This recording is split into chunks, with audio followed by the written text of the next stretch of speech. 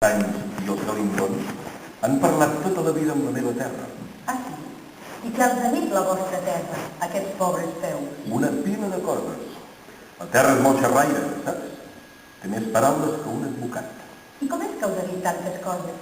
Que éreu un pastor, potser? De Bailet, quan feia poc que la meva família s'havia refugiat a Andorra, sí que em vaig fer de pastor. Però, de més gran, vaig haver d'aprendre un altre ofici més rendible. I quin ofici va ser? El de paquetaire. Paquetaire? Quin ofici era aquest? Burlar les fronteres comercials, noieta. Ara que diuen que tots som tan europeus, se'n parla molt de l'abolició de les fronteres. Però en el meu temps només les abolíem nosaltres, els contrabandistes. Anàvem avançats al temps. Fèieu contraban de nit? Justament. I per això heu trepitjat tant la vostra terra amb les espardenyes? Per això mateix. I és clar, per això la coneixeu a les palperes. Ni de dia ni de nit, se'm cal mapa ni brúixola per saber on soc. D'aquí ve que la vostra terra ja no tingui secrets per vos. Ui, segur que encara em deu tenir una pila de secrets, que és molt senyora ella. A mi me n'ha revelat una bona colla, però jo noto prou que se'n guarda molt. Altres. Quina morria n'hi ha d'ella. Quasi em feu venir ganes de comprar-me un parell d'espardells. Si de casa assegura't que siguin de 7 beques. I no seria més fàcil si vos em guiàveu? A Cal Espardenyer? No, feu l'Andorrà. Si vos em guiàveu per aquesta terra que tantes confidències us fa.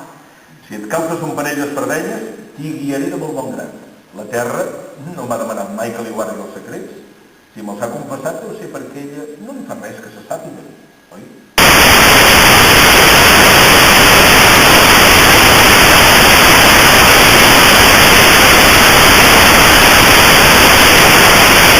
No se m'acut res millor per fer. I encara em queda tota una setmana de vacances.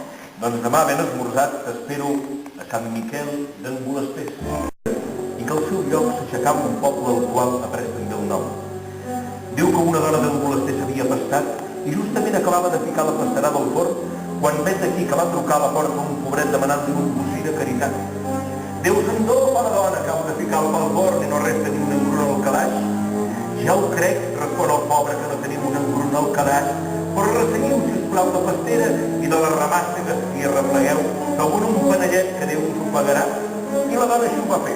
Va resseguir la pastera amb la paleta i engruna d'aquí i engruna d'allà, va fer un pa gros i bonic com els altres. El bon corberet que l'esperava d'Almoina, al veure-la enfornar, estava tot joiós.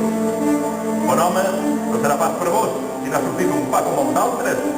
Bé, guardeu-vos aquest pa pel pobre, repasseu encara la pastera i feu-me un parell de les ramàstegues que hi trobareu. La dona s'hi va venir, però en veure que li tornava a sortir un pa, li va negar de nou, però el pobre porfiriós va insistir a fer-li escurar la pastera i la història es va repetir un cop i un altre, fins que en deixar l'últim paret del forn es va sentir un refec i escardat, acompanyat d'un fort terratrèmol. El pobre havia desaparegut del portal i al seu lloc es veia entrar una gran ona d'aigua que no se sap si havia plogut del cel o si havia brollat de la terra. L'aigua va anar pujant i pujant i la casa del forn i totes les cases del poble en ella va anar baixant fins a col·locar-se i perdre's del més pregon del que és avui encara tant d'en Bolesters. Ja dono per ben gastats els diners de les espardenyes.